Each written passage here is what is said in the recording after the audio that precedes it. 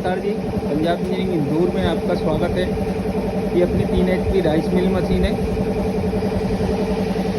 इसमें यहाँ से मटेरियल जाएगा, जो भी धान वगैरह है वो यहाँ से डालनी होगी और यहाँ से इसका चावल निकलेगा, राइस जो भी है, और इसका जो भी भूसा हाथ यहाँ से निकलेगा।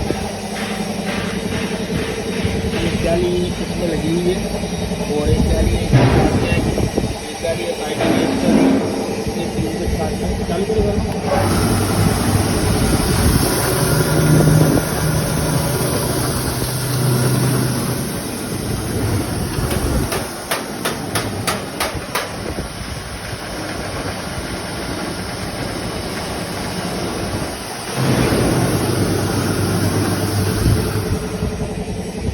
और इस मशीन को लेने के लिए आप नंबरों पर संपर्क कर सकते हैं।